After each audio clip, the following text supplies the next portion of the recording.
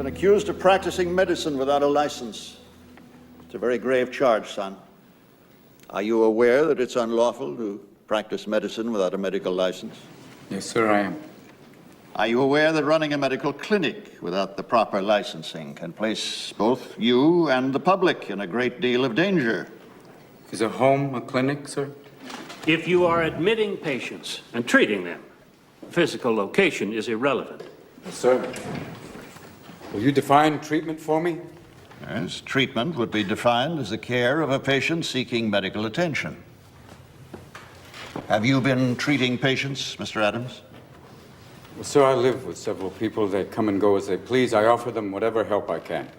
Mr. Adams, have you or have you not been treating patients at your ranch?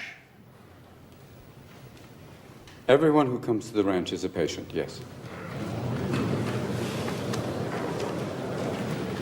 And every person who comes to the ranch is also a doctor.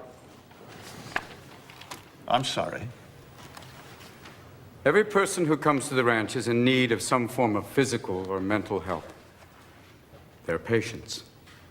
But also every person who comes to the ranch is in charge of taking care of someone else.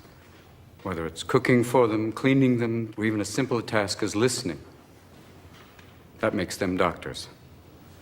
I use that term broadly, gentlemen, but is not a doctor someone who helps someone else?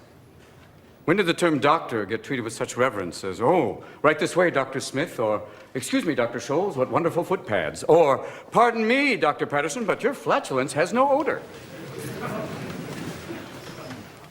At what point in history did a doctor become more than a trusted and learned friend who visited and treated the ill? Now, you ask me if I've been practicing medicine. Well, if this means opening your door to those in need, those in pain, caring for them, listening to them, applying a cold cloth until a fever breaks, if this is practicing medicine, if this is treating a patient, then I am guilty as charged, sir. Did you consider the ramifications of your actions? What if one of your patients had died? What's wrong with death, sir? What are we so mortally afraid of? Why can't we treat death with a certain amount of humanity and dignity and decency and, God forbid, maybe even humor? Death is not the enemy, gentlemen. If we're going to fight a disease, let's fight one of the most terrible diseases of all, indifference. Now, I've sat in your schools and heard people lecture on transference and professional distance. Transference is inevitable, sir. Every human being has an impact on another. Why don't we want that in a patient-doctor relationship? That's why I've listened to your teachings, and I believe they're wrong. A doctor's mission should be not just to prevent death, but also to improve the quality of life. That's why you treat a disease, you win, you lose.